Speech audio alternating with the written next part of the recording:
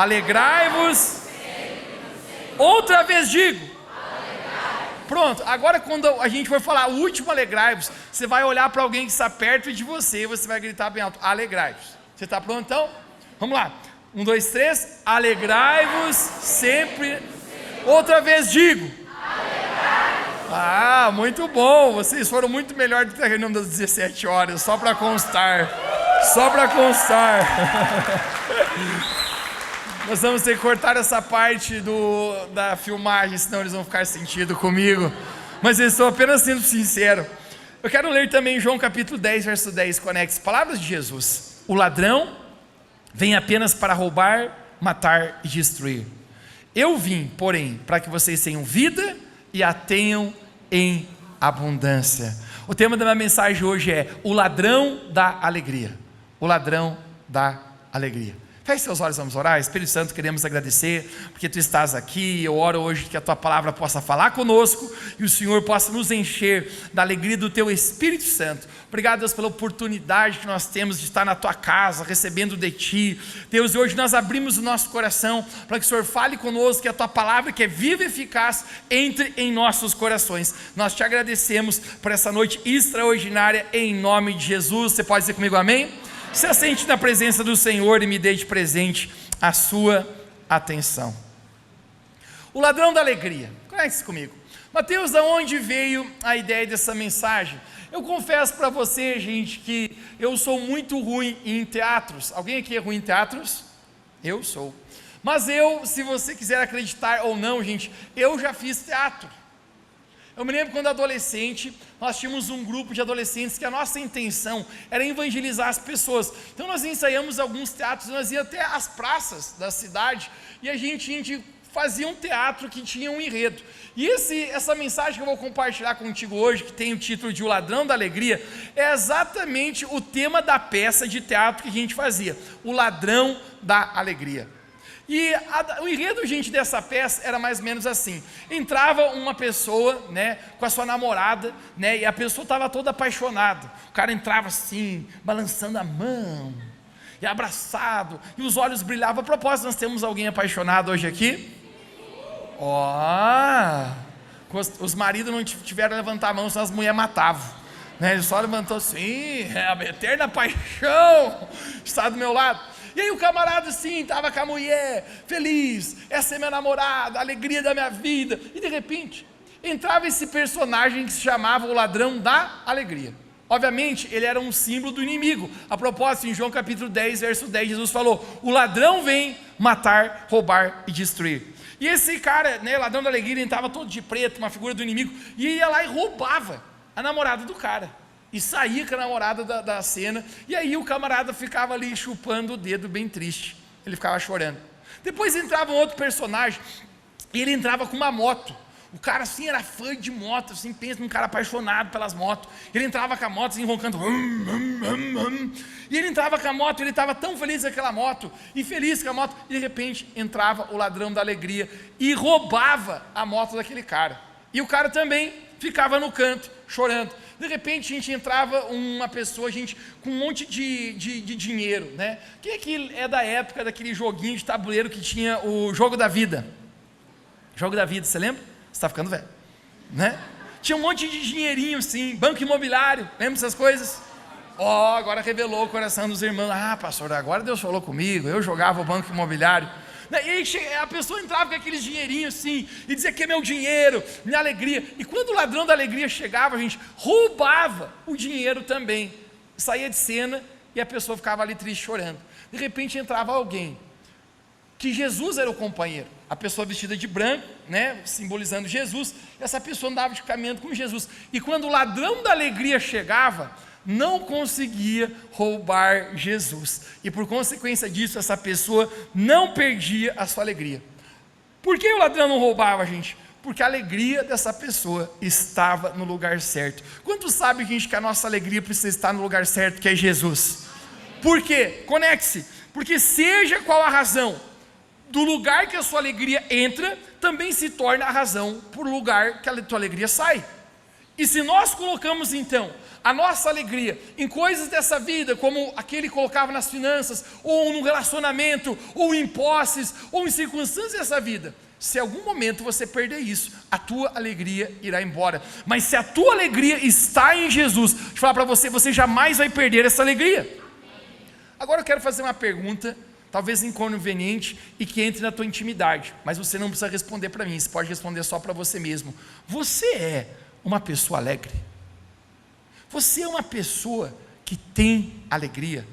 Gente, eu conheço, pessoas, que é o cristão que chupou limão. O tempo inteiro assim, ele está com a cara feia. Como é que está?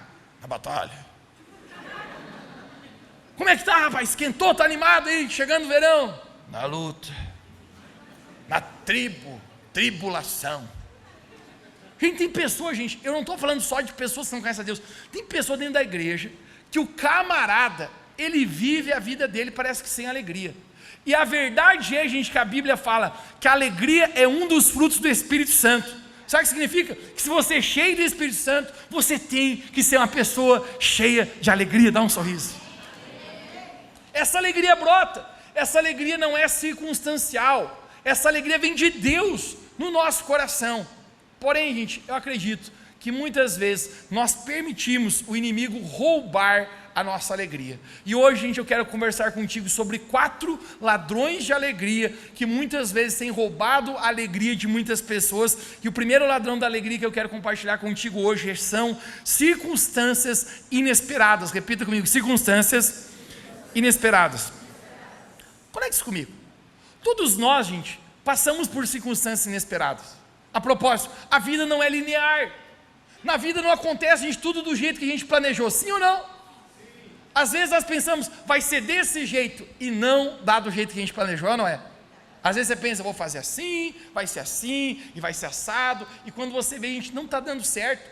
E todos nós, às vezes passamos por circunstâncias inesperadas. O próprio Jesus certa vez falou: galera, no mundo vocês vão passar por aflições.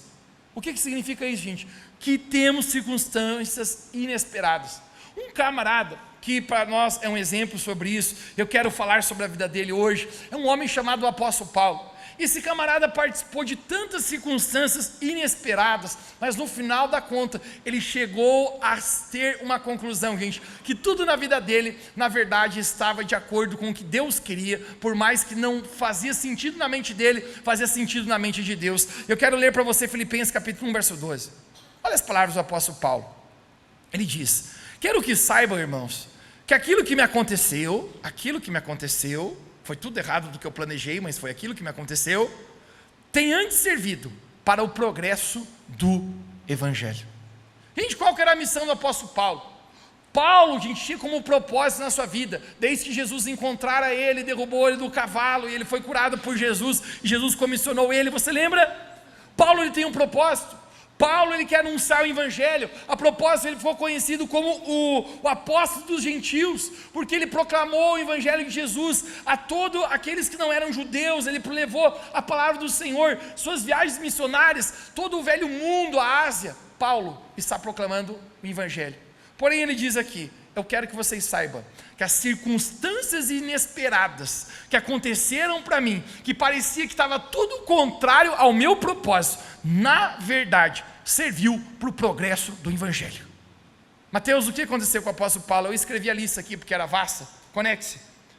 O que aconteceu com ele foi que ele foi açoitado em praça pública, perseguido em Damasco, cancelado em Jerusalém, esquecido em Tarso, apedrejado na cidade de Listra, açoitado em Filipos, escorraçado em Tessalônica, expulso em Bereia, chamado de tagarela pelos atenienses, que era a capital intelectual daquela época, chamado de impostor em Corinto, enfrentou feras em Éfeso, preso em Jerusalém, abusado em Cesareia, naufrágio em Roma, picado por uma cobra na ilha de Malta, chegou em Roma preso e algemado como um bandido. Apenas isso aconteceu com o apóstolo Paulo. Quer mais? E ele está dizendo, essas circunstâncias inesperadas, que eu jamais imaginei que ia acontecer comigo, na verdade, isso contribuiu para que o Evangelho do Senhor fosse pregado. Paulo, ele passou por muito, mas Paulo, ele tinha a convicção dele no Senhor. Paulo, quando ele escreve essas palavras, ele está preso numa masmorra, num lugar terrível, úmido, frio, insalubre, é uma cadeia em Roma.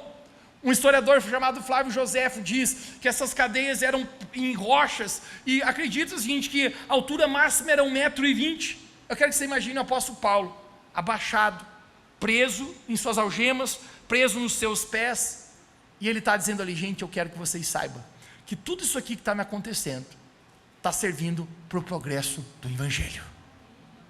Uau! Isso não roubou a alegria do apóstolo Paulo? Este homem está dizendo: alegrai-vos no Senhor. Como que um homem preso, como um homem algemado, é capaz de dizer: alegrai-vos no Senhor? Você sabe por quê, gente? Porque quando você tem a alegria de Deus na sua vida, a sua alegria não é circunstancial, a tua alegria vem dele. Você tem o coração no Senhor. E Paulo, ele está dizendo: eu quero que vocês saibam que tudo isso aí que vocês achavam que na verdade estava dando errado comigo, foi o que Deus usou para cumprir o propósito que Ele tinha na minha vida. O fato é, gente, que todos nós passamos por circunstâncias inesperadas, e se você olhar apenas com a tua visão, se você não olhar com a ótica de Deus, muitas vezes, gente, essas circunstâncias vão roubar a sua alegria. Todos nós passamos por coisas que a gente não entende. Algum tempo atrás, um irmão da igreja mandou uma mensagem para mim e falou: pastor Mateus, queria saber se você pode dar uma força aqui, faleceu um familiar meu aqui, e se você poderia vir fazer o enterro. Com certeza, eu falei: gente, eu tenho esse coração altruísta nesse momento de dar apoio para as pessoas nesse momento tão difícil. Eu cheguei lá, a gente fizemos o enterro, oramos, consolamos todos os irmãos. Passou 2 dias, esse camarada manda mensagem de novo para mim: pastor Mateus, desculpe me incomodar, mas queria saber se você tem como fazer o enterro de um familiar meu que morreu. Eu falei: você está mandando a mesma mensagem? Ele falou: não, morreu outro. Eu falei: não pode. Mas na mesma semana? Ele falou: sim, na mesma semana morreu 2 familiares meus. Gente, circunstância inesperada. Confesso para vocês, a gente fez até um fiasco lá no enterro. O nome dos familiares era tudo parecido: Edmilson, Edson, Denilson, tudo Wilson, né? Aí eu cheguei com o meu violão lá, né, cantei uma música, né, sempre gosto de cantar uma música, traz consolo no coração das pessoas. Aí depois eu falei: gente, então aqui nós vamos hoje, né, sepultar o Edson. Daí o Edson estava vivo. Edson: eu não, é o Edmilson, eu não. Eu já tinha morrido o Denilson e o Edmilson. Edson falou: eu não, é o outro, é o outro. Eu falei: me perdoe, Edson, você está vivo, né? Continue, meu filho, continue vivo, né? Mas quem consegue entender, gente, que circunstâncias inesperadas, gente, a família inteira chorando ali, por quê, gente? Coisas que acontecem na nossa vida. Agora, a gente olha para a vida do apóstolo Paulo, gente, ele passou por tanto, mas sabe o que ele é capaz de dizer ainda? Gente, se alegre. Outra vez vos digo, se alegre. Tudo isso aqui que parece estar dando errado, na verdade, Deus usou para cumprir o propósito que Ele tinha para a minha vida. Este homem chamado Paulo, a gente não crê em sorte, não crê em azar, não crê em signo, não crê em lua, não crê em miticismo, não crê em olho gordo. Esse homem apenas crê que Deus está dirigindo com a sua mão a vida dele. Ele apenas sabe: qualquer coisa que está acontecendo comigo, eu sei na verdade que tem a mão de Deus. Talvez você esteja aqui, gente, passando por circunstâncias inesperadas. Você pode estar pensando: eu perdi o controle. Eu quero pregar para você: Deus não perdeu o controle. Em Filipenses capítulo 1, verso 13, vamos ler juntos. Ele fala: como resultado, tornou-se evidente a toda a guarda pretoriana e a todos os demais que eu estou na prisão por causa de Cristo. Sabe o que ele está falando, gente? O resultado de eu estar preso aqui, sabe qual foi? Que toda a guarda pretoriana, quem que era a guarda pretoriana? Acredita, gente, que era em torno de 16 mil homens, oficiais romanos que tinham acesso ao palácio do rei, pessoas importantes, políticos daquela época. E o apóstolo Paulo está dizendo: todo mundo aqui, sabe que eu estou preso, e a razão disso é por causa de Jesus. Qual era o objetivo do apóstolo Paulo? Anunciar Jesus. Ele está dizendo: todo mundo, toda a guarda pretoriana, o que poderia ser parecido, contrário para o meu propósito se cumprir, foi a causa que todos eles ouviram falar a respeito de Jesus. Para evitar fugas, gente, os romanos tinham uma estratégia: eles algemavam um guarda preso, aquele homem que estava ali no cárcere. Então acredito que em todo momento tinha alguém preso ao apóstolo Paulo. eles tinham medo que Paulo fizesse uma revolução, que Paulo se levantasse como um imperador. Então você imagina, gente, todo dia tinha escala de um camarada preso ao apóstolo Paulo. O que Paulo fazia com esses caras? Meu irmão, Jesus na cabeça deles. Você imagina, gente, você com o apóstolo Paulo. Meu irmão, ele já começava então, vamos, João capítulo 3,16. Paulo falava de Jesus para todo mundo. O cara não tinha nenhuma opção. Não fale. Você não tem opção? Você está aqui preso comigo? E quem já descobriu, gente, que a fé vem pelo ouvir a palavra de Deus. Cara, se você ouvir a palavra, você foi. Meu irmão, tem uns assim, eu não quero virar crente. Eu falei, então não ouça a palavra. Porque se você ouvir, batata para tu. A fé entra, cara. A fé é uma coisa extraordinária. Então, eu queria que você imagine, o cara preso a Paulo, e Paulo, deixa eu falar para você, quem é esse Jesus? E sabe o que é extraordinário, gente? A presença de Deus, a gente diz que é como um fogo que consome a cera. Os corações abrindo. O cara saía dizendo, eu me encontrei com Jesus, agora Jesus é meu Senhor e Salvador.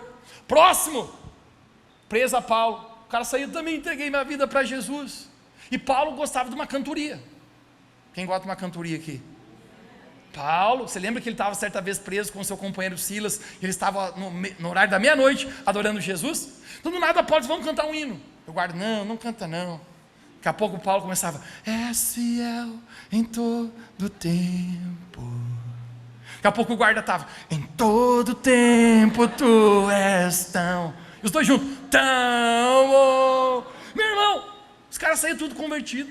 Paulo está falando, gente, eu achei que eu ter ido para a cadeia, eu ter ido preso como um bandido, era contrário ao meu propósito. Na verdade, Deus usou essa situação para me aproximar do destino que Ele tinha para mim. Isso é extraordinário.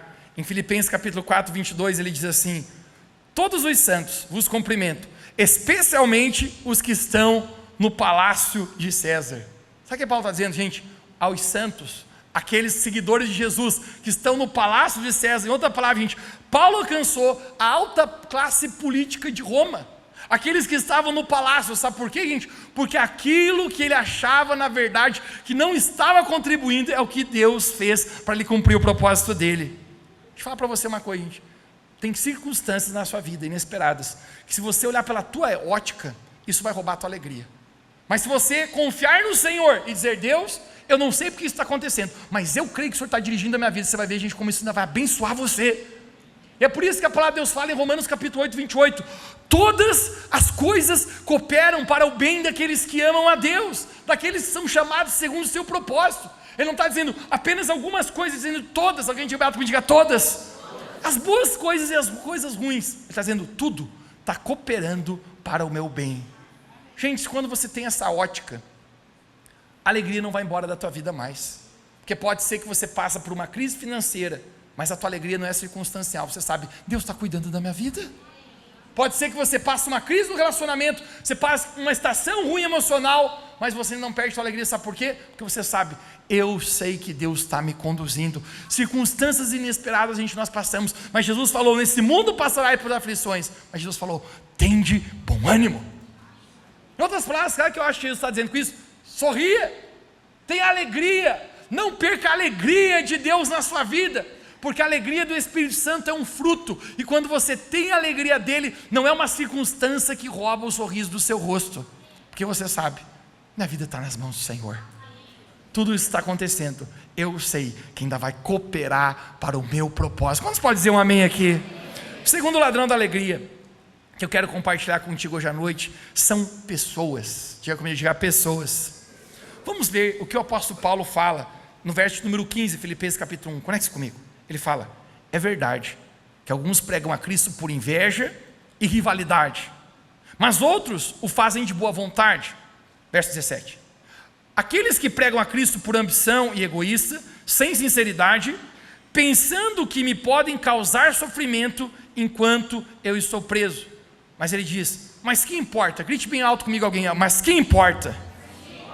Paulo está dizendo, tem gente que acha que pode me causar sofrimento. Por quê, gente?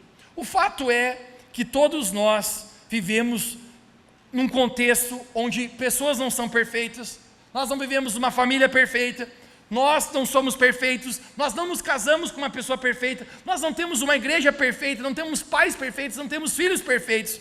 E o que isso significa, gente? Que muitas vezes as pessoas podem causar sofrimento na nossa vida e tentar roubar a nossa alegria. Paulo está dizendo, esse tipo de pessoa estava achando que ia, na verdade, roubar minha alegria e trazer sofrimento. Mas ele diz, quem importa? O fato, gente, que todos nós, às vezes a gente encontramos pessoas que vão tentar roubar a nossa alegria. Uma coisa que eu tenho descoberto nessa vida, gente, que tem pessoas que são gente boa. Já conheceu uma pessoa gente boa? Tem pessoas, gente, aqui dentro dessa igreja, que é tão bondosa, que às vezes, gente, eu não me sinto digno de pastorear esse tipo de pessoa. Tem pessoas, gente, com um coração tão grande, mas tão generoso, mas tão amoroso. Sexta-feira a gente teve o nosso jantar de conexão. É um jantar que nós fazemos para todos os novos do mês passado que estão chegando. Gente, eu vi uma cena assim que eu fiquei com meu coração assim, tão cheio de alegria. Então eu não me senti nem digno. Tem um senhor aqui na igreja, nós chamamos ele de seu Roberto. Ele estava sentado com mais 2 homens na mesa dele. E eu estava observando, gente, a maneira e a alegria que ele estava tratando aquelas pessoas novas. E ele conversando, e ele tratando bem. Seu Roberto deve ter uns 60 e pedrada, anos, quase 70. Gente, o estupim da coisa foi quando eu vi ele com o celular na mão batendo uma selfie com os 2. Eu falei, não pode, seu Roberto. Eu nem sabia que o senhor sabia bater a selfie.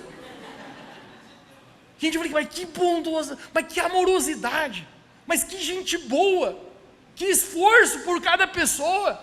Gente, tem pessoa que é gente boa. Tempo atrás, estava fazendo uma viagem, e aí furou um pneu do meu carro. Fiz aquilo que todos têm que fazer um dia na vida. Pensei, vou fazer a terapia de trocar um pneu. Então estou ali já me preparando psicologicamente, vamos botar a mão na massa, vamos sujar o dedo, é isso aí mesmo. De repente para um cara, ele falou, você está precisando de ajuda, o carro quebrou. Eu falei, não, é só o pneu que furou, bem tranquilo. Ele falou, calma que eu vou te ajudar a trocar o pneu. Eu falei, cara, nem se incomoda, é só um pneu, troca bem fácil. Ele falou, não, eu vou continuar, eu vou te ajudar. E eu, não precisa, cara. Ele falou, eu vou. Já que se insiste, né? Gente, pensa num cara prestativo. Eu estou abrindo o porta-mala, o cara estava, macaco! Eu, opa, macaco está aqui. Chave de roda! A chave está aqui. O segredo. Gente, o cara trocou o pneu, fez tudo. Eu falei, mas deixa eu fazer alguma coisa para me sentir também que eu estou trocando esse pneu. Todo homem tem que trocar um pneu na vida, gente. A propósito, mulheres, jamais case com um homem que não sabe trocar o pneu. Pelo amor de Deus, né?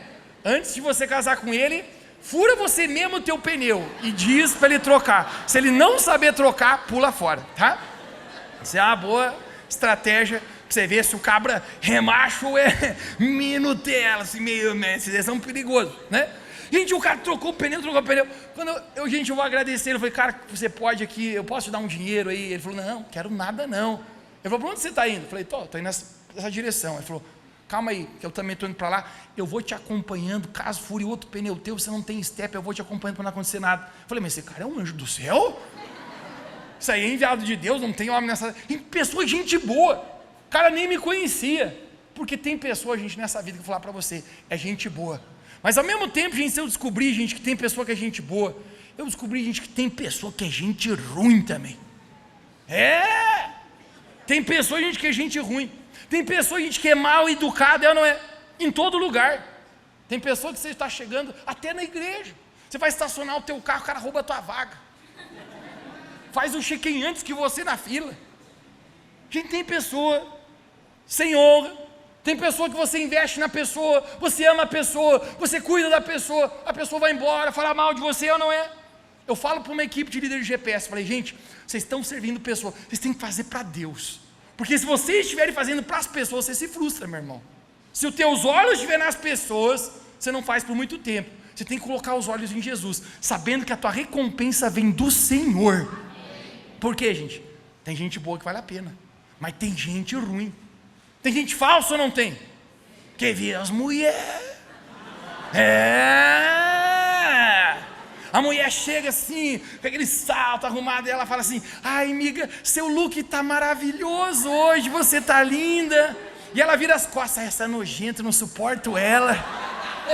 Meu irmão, você acha que eu não sei como é que funcionam as coisas? Eu sei. Tem gente que tem ciúme, tem gente que tem inveja. Camarada tem um carro velho, aí aquele cara com aquele carro pegando fogo velho lá, o cara que sai com um carro novo, está roubando o desgraçado. Gente, tem pessoa que é ruim, capaz, gente, de roubar a alegria de outros. Deixa eu perguntar sobre você hoje. Falando de você, você é uma pessoa que abençoa as pessoas à sua volta, ou você é uma pessoa, gente, que traz sofrimento, que rouba a alegria das pessoas que estão perto de você? Quem você é? Tem pessoa, meu irmão, que aonde vai, azara os outros. Onde vai, cria um problema, cria uma intriga, cria uma discórdia. E Deus quer nos levar, gente, a ser pessoas abençoadoras. Quem pode dizer amém? Pessoas com um coração bondoso. Querido, toda pessoa que caminha com Jesus de fato, querido, uma coisa que acontece no coração dela se torna um coração amoroso, bondoso, coração ensinável, coração manso e humilde. E isso é uma coisa extraordinária. Um cara que me impressiona na Bíblia é José, pai natural de Jesus. Quando Jesus vem a esse mundo, ele vem por meio da Virgem Maria. A propósito, a Bíblia fala: o Espírito do Senhor envolverá a Virgem e ela dará luz ao Salvador do mundo. E obviamente a escolha de Deus é este homem chamado José e Maria. Gente, me impressiona o caráter desse homem chamado José, o coração bom que esse homem tinha. Você sabe por quê? Certa vez a Bíblia fala que Maria chega até José e fala: José, precisa conversar uma conversa muito séria contigo. Ele falou: conta aí. Os dois estão noivos. Isso significa, ainda não tinham se tocado, estavam se guardando para o casamento, em santidade, caminhando com o Senhor. E ela fala: Zé, tem que falar uma coisa para ti, eu estou grávida. José pensa: mas como é? Não acho que não estou sabendo que engravida pela mão? O que está acontecendo? Pois é, eu estou grávida. Mas fique tranquilo, José, eu estou grávida e é do Espírito Santo. Quantos homens nós temos aqui hoje à noite? Olha, estão meio fraquinho hoje aí. Quantos homens temos hoje à noite aqui? O das 17 estava mais forte agora, a moçada, né? Vamos dar uma esquentada. Gente, que grávida do Espírito Santo nada, eu quis meter um chifre na cabeça da mulher. Esse Espírito Santo é o teu vizinho? O que é isso aí? Gente, não tem nenhum homem aqui que você vai convir comigo, que você olhar para a tua mulher e dizer: não, então tá bom, é do Espírito Santo, tá bom. Gente, o cara se sente traído. Eu falo assim, ó, a pessoa, gente, que é traída, é um nível muito, muito forte de mágoa, cara, no coração.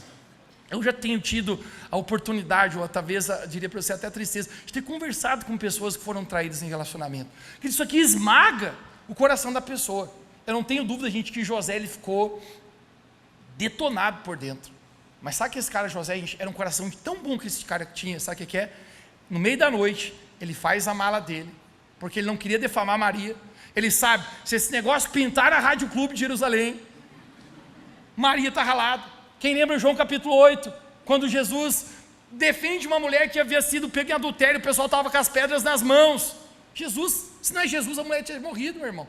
José sabe, vai dar ruim para Maria. Mas mesmo eu estando magoado, mesmo eu estando com meu coração latejando de dor, eu vou decidir perdoar, eu vou sair no meio da noite aqui, eu não vou defamar Maria. E José está partindo. Ouça uma coisa muito forte que eu vou falar para você agora, gente. Você não conhece uma pessoa na chegada, você sempre conhece uma pessoa na saída. Esse tempo eu postei no meu Instagram. Você conhece o carisma de uma pessoa na chegada, mas o caráter dela você conhece na saída dela. Esse homem chamado José, cara, um homem de caráter tão íntegro, que ele sai no meio da noite, ele faz a mala dele, põe aquela música que está em alta: se seu coração não é o meu lugar, desocupa. Já ouviste essa coisa do inferno aí? O inimigo tem as músicas que ele articula aí na cabeça do povo: desocupa. E José com aquelas malinhas dele, gente, no trotezinho dele, indo embora. No meio do caminho, gente, sabe que é linda a história? Que aparece um anjo da parte do Senhor e fala: José, deixa eu falar para você, meu irmão, essa é a versão da Bíblia traduzida na versão Mateus Schmidt. Você não é corno, você não tem chifres, ela está grávida e é do Espírito Santo mesmo. A gente pensa em um homem cheio de alegria que voltou para casa: Mary, Maria, meu amor, é verdade, é do Espírito Santo, né? E pensa no homem faceiro. Mas você consegue ver, gente, o caráter e a integridade de este homem chamado José, o tipo de pessoa que se recusa, até no meio da ofensa, gente, a fazer mal para outras pessoas, a roubar a alegria de outras pessoas.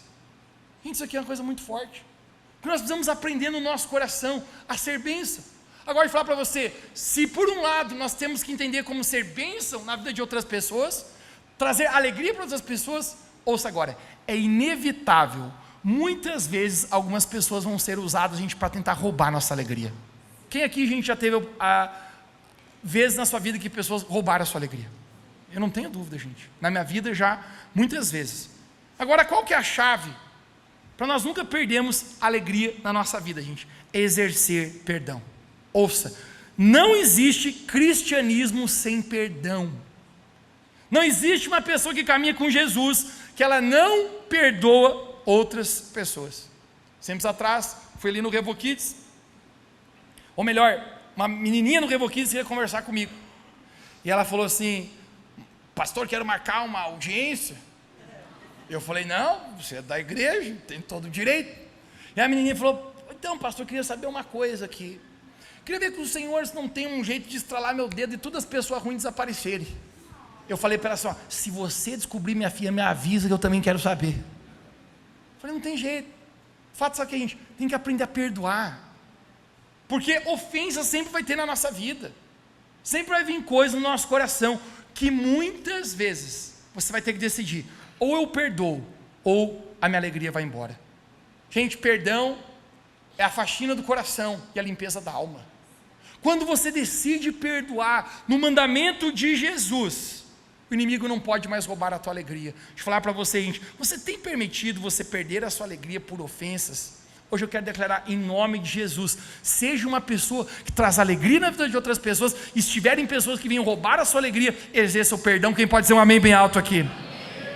Terceiro ladrão da alegria, e isso aqui é extraordinário, é o pecado. Gente, falar uma coisa para você, poucas coisas roubam mais a alegria da nossa vida do que o pecado.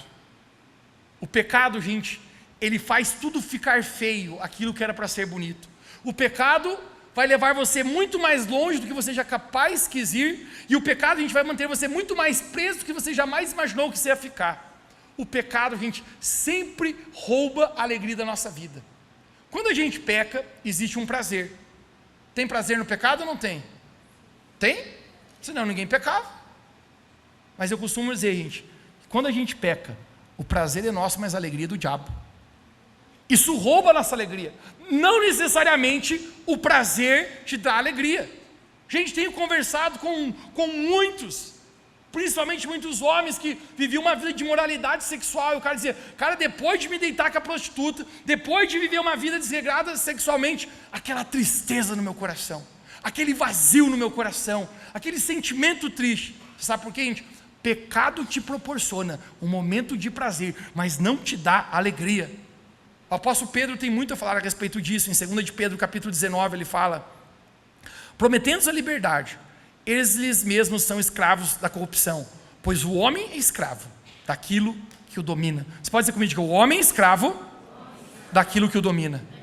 Gente, quando o pecado entra na tua vida, ele escraviza você, e não tem nenhum escravo que é feliz, não tem nenhum escravo que tem alegria. O pecado tem esse poder de roubar a nossa alegria.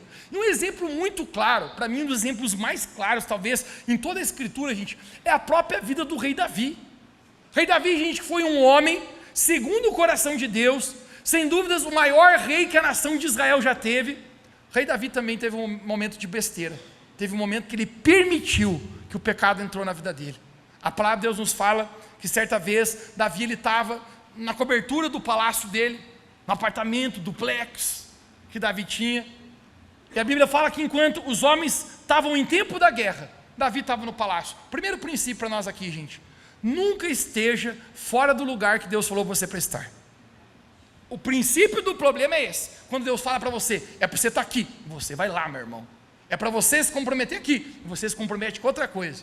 Não saia da direção de Deus, porque o princípio do problema é quando você passa a não estar no lugar que Deus chamou você para estar. Davi era para estar na guerra, mas ele está no palácio. E aí, gente, a Bíblia fala que Davi viu uma mulher nua se banhando no rio. Estava de ver a beira-mar, Davi está na beira-mar, ali no palácio.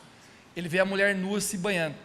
Eu tenho comigo que se fosse nos dias de hoje, ele dá uma olhadinha no Instagram, e a menina diz, #esquentou. Ela está de biquininho ali, chegou o verão. Aí Davi já mete aquelas palminhas no Instagram, a menina curtiu a palminha, pronto, começou o enrosco ali. Aí, verãozinho tá chegando, né? Tá, ela vê quem é Davi, olha Davi naquela BMW, é o rei, tá no palácio, meu marido tá no FUC. Você acha que eu não sei como é que funcionam as coisas? Eu sei. E Davi, gente, já mete aquela, não, fica fria aí que eu vou mandar meus empregados virem buscar você. A menina só responde com positivo, aquela carinha de feliz. Meu irmão, Davi manda os empregados buscar ela. Aquela mulher casada, ela tem oportunidade de não ir ou não ir? Claro que tem, ela pode negar, mas a mulher não era uma mulher de Deus, meu irmão. Vou falar para você, gente, corra de relacionamento que essa pessoa não teme o Senhor. Tu não quer te incomodar na vida, mulher, tu não quer te incomodar na vida, case com uma pessoa que tema o Senhor, porque se ela não teme o Senhor, não acha que ela vai temer a aliança que tem contigo. A mulher vai para o palácio, ela pensa, eu vou para o camarote do rei, eu vou tomar Xandão lá com o rei. E a notícia triste, gente, que Davi comete adultério com aquela mulher, pecado entra na vida de Davi, Davi desagrada ao Senhor, e Davi pensa no momento que, aconteceu, dá um tempo, a mulher volta no palácio dele e fala, Davi, aconteceu um problema, eu estou grávida, faz 2 meses aí que a menstruação não vai, eu estou grávida. Gente, Davi pensa, ixi, ferrou tudo, vão descobrir o meu pecado, vão saber o que eu fiz. E aí, querido, vou falar uma coisa para você, a pior coisa que tem na vida, gente, é quando você começa a esconder, tentar esconder o teu pecado.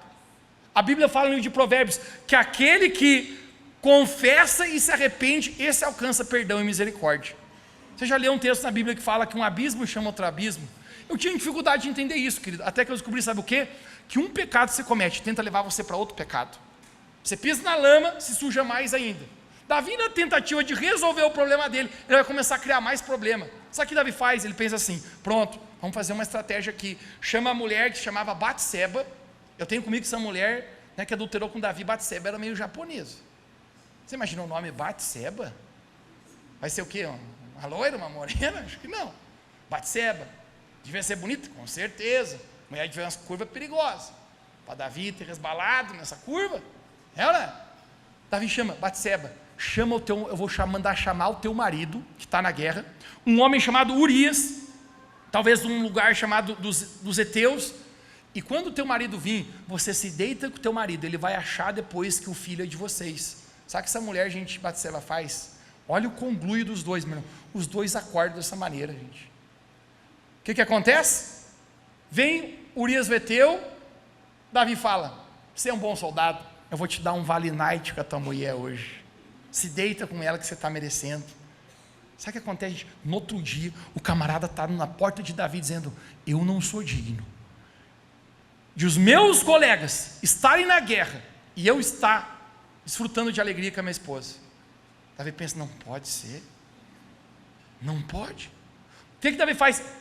Dá álcool para o cara, enche o cara de vinho, meu irmão, porque Davi pensa, debaixo do efeito do álcool, esse cara vai ceder. Por quê, gente? Porque o álcool tem o poder de tirar muitas vezes princípios que nós temos, e eu tenho pregado muito para a igreja, cuidado com a bebida alcoólica, cuidado com você, fazendo concessões até que leve você a tomar terríveis decisões na sua vida, que você vai se arrepender a vida inteira.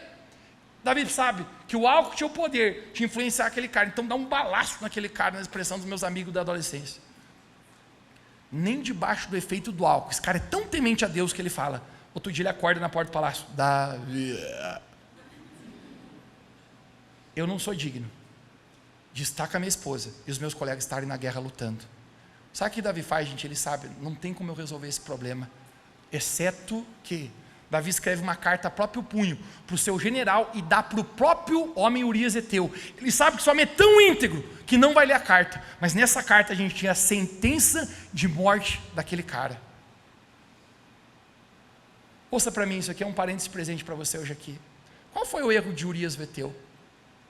Esse homem era íntegro, esse homem era de caráter, era um homem de honra. O erro desse cara, sabe qual foi? Só ter se envolvido com a pessoa que nunca devia ter se envolvido. Que a gente precisa entender sobre isso. Não casa não se relaciona com pessoa, a menina é linda, tem a presença de Deus, tem caráter na vida dela. Mas o cara é boa pinta, usa sapatênis, usa camisa polo, não, é boa gente, uma educação bem de família. Meu irmão, tem a presença de Jesus na vida desse camarada? Velho, tenho ouvido cada história maluca aí. O erro de Urias foi esse. Sabe o que acontece? Urias entrega a carta para o general, e na carta está escrito assim: põe Urias na frente de batalha.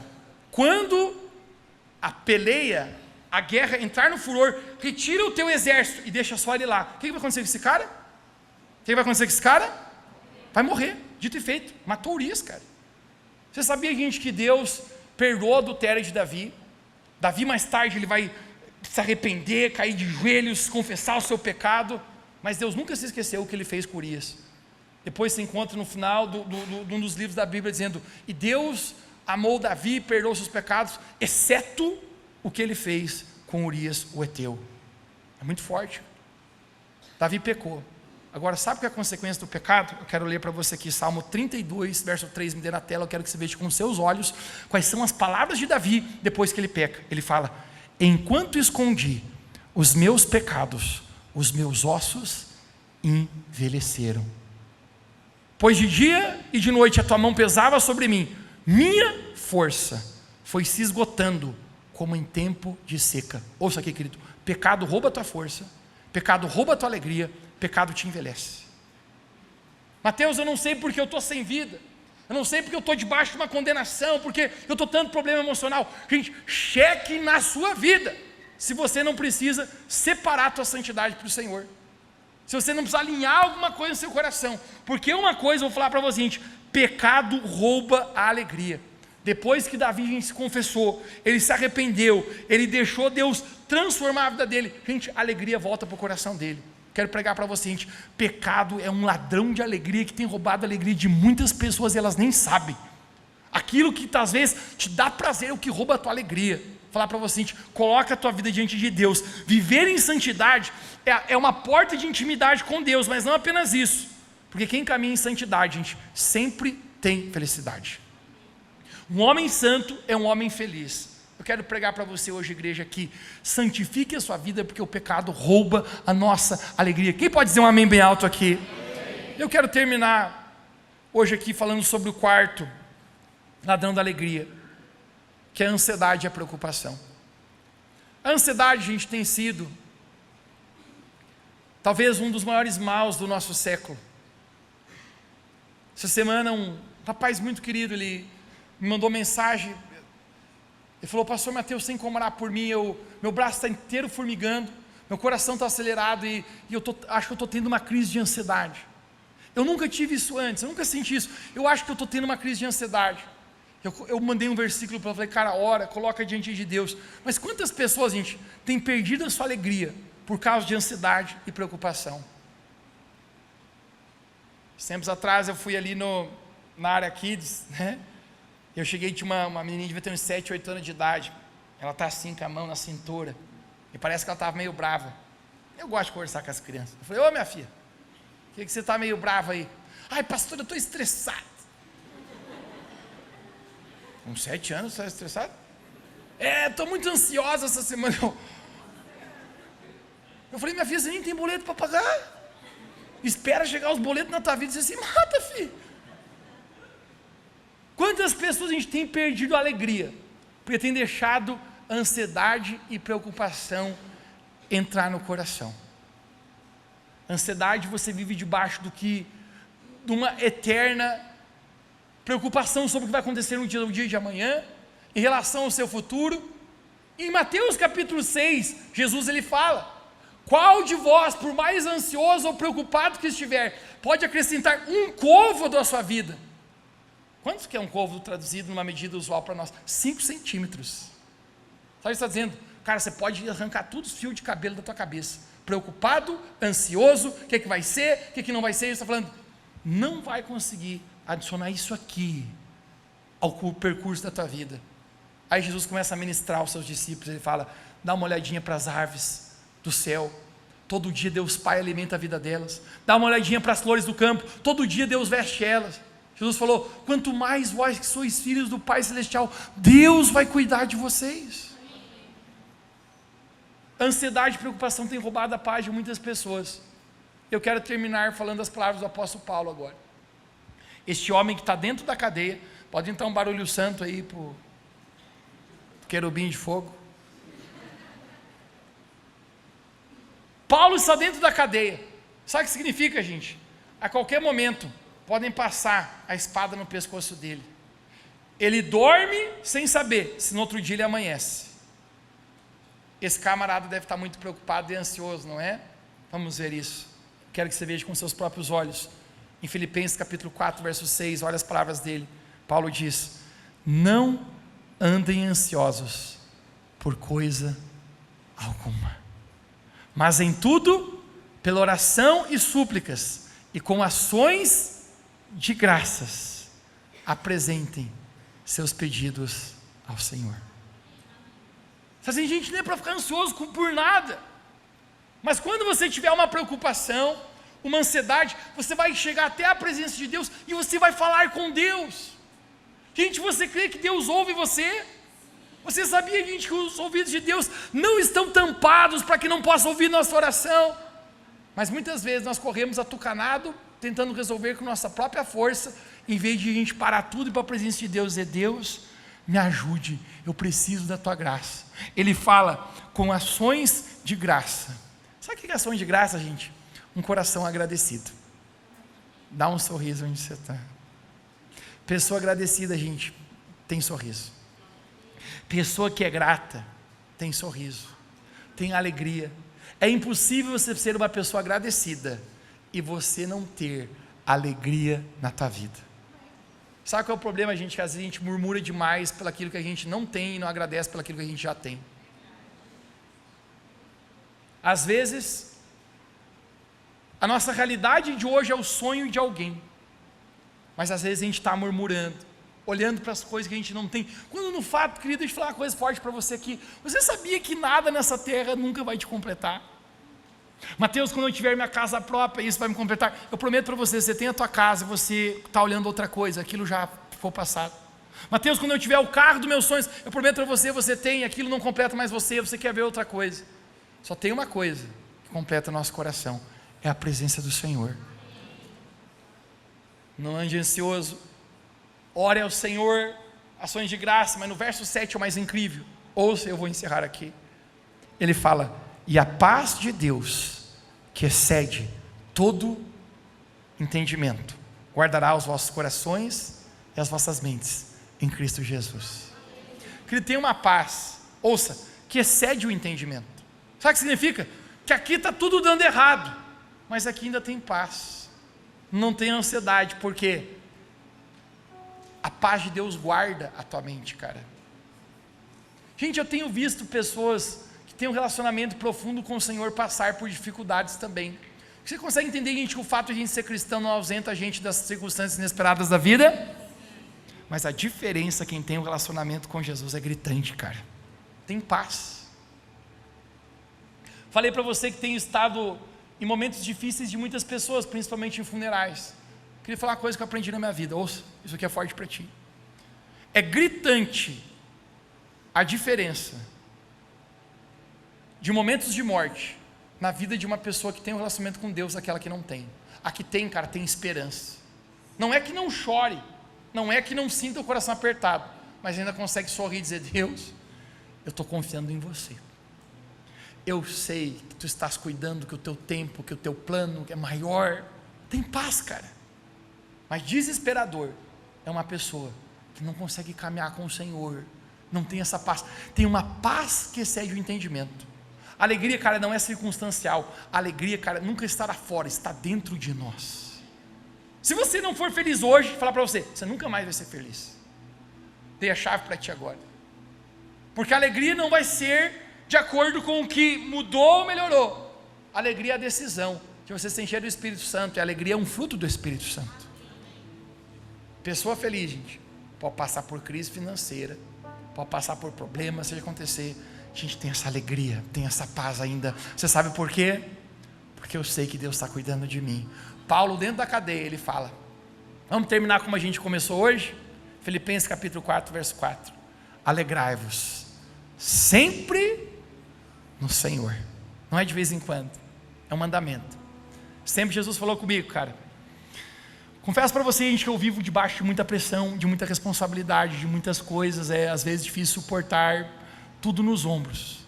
E Jesus falou para mim, Mateus, tu está fazendo a obra, tu está firme, tu persevera, mas ele falou assim, você está deixando a alegria ir embora, não precisa fazer com peso, não deixe o ladrão roubar tua alegria.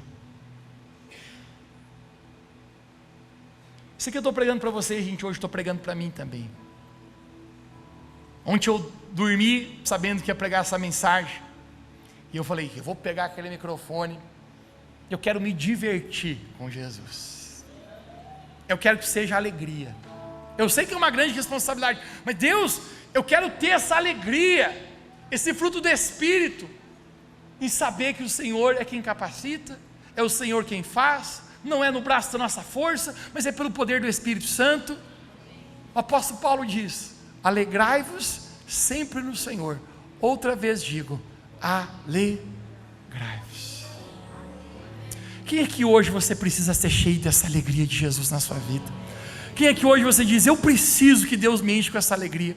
Fica de pé para a gente orar.